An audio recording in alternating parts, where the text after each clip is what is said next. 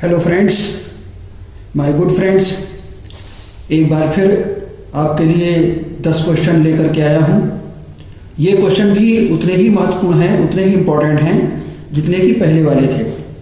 तो आइए टाइम को वेस्ट ना करते हुए देखते हैं कि आज के 10 क्वेश्चंस कौन कौन से हैं। तो first question is what is the motive of this tragedy? What is the motive of this tragedy Gorboduc? जो गॉर्बडक नाम की पहली ट्रेजेडी लिखी गई थी उसका जो है मोटिव क्या था? तो उसका मोटिव था रिवेंज। उसका मोटिव जो है वो रिवेंज था, यानी बदला लेने के लिए उसमें ये सब कुछ उसके प्लाट बनाए गए थे। तो आइए सेकंड क्वेश्चन देखते हैं। Which tragedy is written in blank verse for the first time? यानी कि कौन सी ऐसी ट्रेजेडी है जो कि पहली बार ब्लैंक वर्स में लिखी गई थी? तो ये भी ट्रेजेडी जो है गॉर्बडक ही थी जो कि पहली बार ब्लैंक वर्स में लिखी गई थी। आइए इसके बाद नेक्स्ट क्वेश्चन देखते हैं। What is the source of Gorboduc? अब इसी से एक क्वेश्चन और भी क्रिएट होता है। ये क्वेश्चन है कि गॉर्बडक जो फर्स्ट ट्रेजेडी थी उसका जो है सोर्स क्या था? मतलब प्रत्येक जो है ड्रामा का इंग्लिश लिटरेचर में कुछ सोर्स होता है, तो इसका सोर्स क्या था? इसका सोर्स था कैट्स स्पेनिश ट्रेजेडी।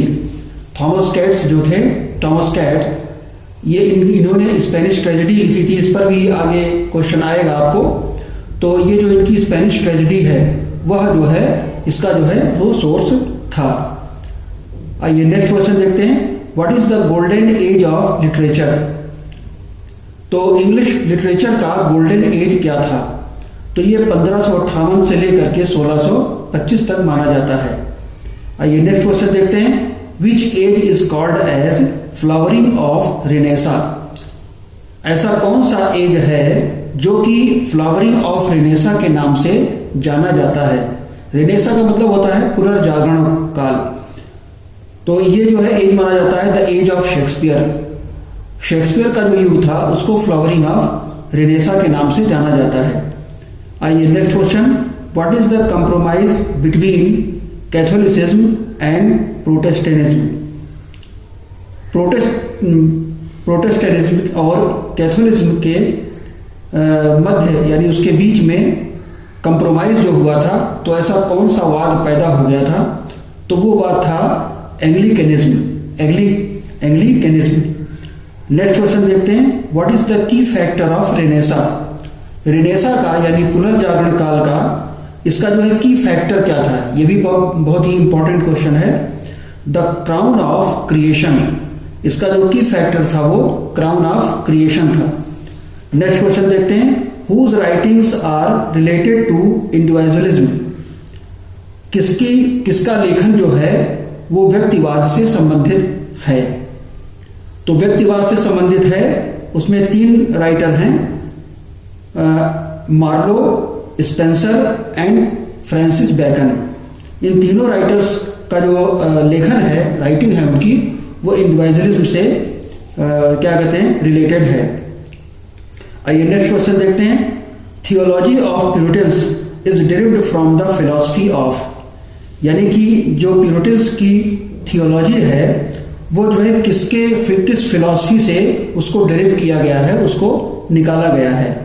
तो ये जो हैं जॉन कैल्विन की फिलॉसफी से प्यूरिटन्स की थियोलॉजी डिराइव की गई है। आइए आज का last question. Who is related to the theology of Puritans? Puritans की थियोलॉजी से कौन संबंधित है?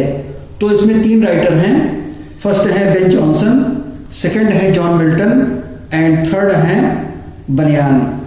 तो ये जो है क्वेश्चन है, इसके जो है 3 राइटर हैं। ऐसे आपको क्वेश्चन मिलेंगे जिनमें कि एक ही राइटर नहीं बल्कि 3 राइटर या 4 राइटर उसमें इन्वॉल्व रहते हैं।